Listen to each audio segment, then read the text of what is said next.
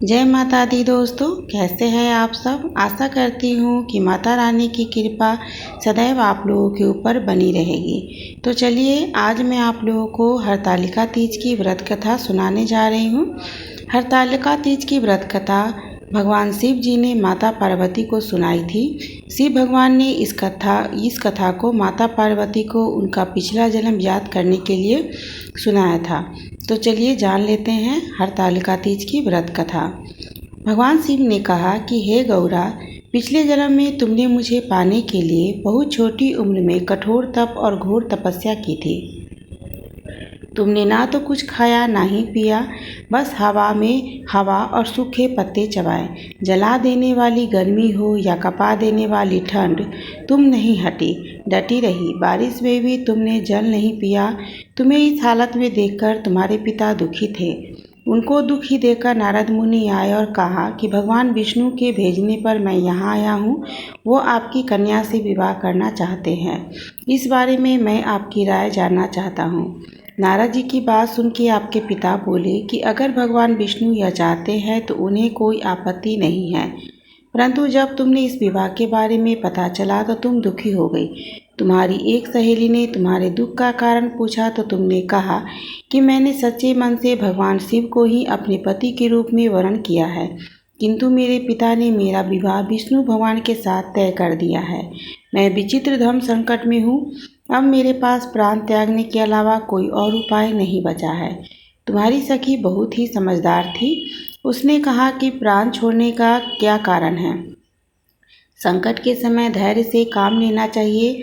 भारतीय नारी के जीवन की सार्थकता यही है, जिसे मन से पति के रूप में एक बार वर्ण कर लिया, उसी का निर्वाह जीवन भर करे। मैं तुम्हें घनघोर वन में लेकर चलती हूँ, जो साधना स्थल भी है और जहाँ तुम्हारे पिता तुम्हें खोज भी नहीं पाएंगे। मुझे पूरा विश्वास है कि ईश्वर अवश्य ही हमारी सहायता करेंगे। तुमने ऐसा ही किया। तुम्हारे पिता तुम्हें घर में न पाकर बहुत ही चिंतित और दुखी हो गए। इधर तुम्हारी खोज होती रही, उधर तुम अपनी सहेली के साथ नदी के तट पर एक गुफा में मेरी आराधना में लीन रहने लगी। तुमने रेत के शिवलिंग का निर्माण किया। तुम्हारी इस कठोर तपस्या के प्रभाव से मेरा आसन हिल उठा और मैं शीघ्र ही तुम्हारे पास पहुंचा और तुम्हें वर मांगने को कहा। तब अपनी तपस्या के फलीभूत मुझे अपने समक्ष पाकर तुम बहुत प्रसन्न हो गई। तुमने कहा कि मैंने सच्चे मन से आपको पति के रूप में वर्ण किया है। यदि आप सचमुच मेरी तपस्या से प्रसन्न होकर यहाँ पर पधारे हैं तो मुझे अपनी अर्धांगिनी के रूप में स्वीकार कर लीजिए। तब मैं तथास्तु कहकर कैलाश पर्वत वापस लौट गया। उसी समय गिरिराज अपने बंधु बांधवों के साथ तुम्हें खोजते हुए वहां पहुंचे। तुमने सारा वृत्तांत बताया और कहा कि मैं घर तभी जाऊंगी अगर आप महादेव से मेरा विवाह करेंगे। तुम्हारे पिता मान गए, उन्होंने हमारा विवाह करवाया। इस व्रत का महत्व यह है कि इस व्रत को पूर्ण निष्ठा से करने वाली प्रत्येक स्त्री को मनवांछित फल मिलता है। इस पूरे प्रकरण में तुम्हारी सखी ने तुम्हारा हरण किया था, इसलिए इस व्रत का नाम हरतालिका व्रत हो गया।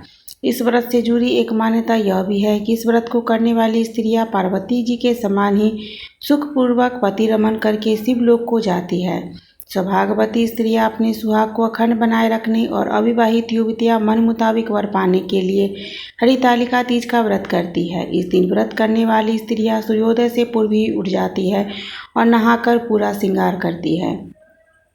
पूजन के लिए केले के पत्तों से मंडप बनाकर शिव शंकर की प्रतिमा स्थापित करती है। इसके साथ पार्वती जी को सुहाग का सारा सामान चढ़ाया जाता है। रात में भजन कीर्तन करते हुए जागरण कर 3 बार आरती की जाती है। शिव पार्वती विवाह की कथा सुनी जाती है। इस व्रत के व्रती को शयन का निषेध है, इसके लिए उसे रात्रि में भजन कीर्तन के साथ रात्रि जागरण भी करना पड़ता है। प्रातःकाल स्नान करने के पश्चात श्रद्धा एवं भक्ति पूर्वक किसी सुपात्र सुहागिन महिला को सिंगार सामग्री, वस्त्र, खाक सामग्री, फल, मिष्ठान एवं यथाशक्ति आभूषण का दान करना पड़ता है। रेत के शिवलिंग बनाए गए हैं तो उनका जलाशय में विसर्जन किया जाता है और खीरा खाकर व्रत को संपन्न किया जाता है। तो हे गौरी, ये है हरितालिका तीज की व्रत कथा।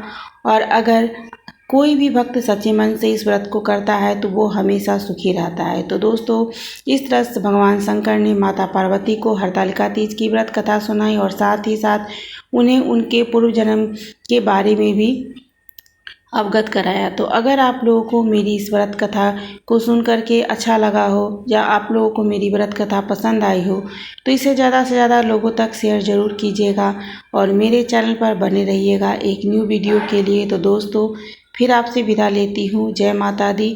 माता रानी की कृपा आपके ऊपर सदैव बनी रहे।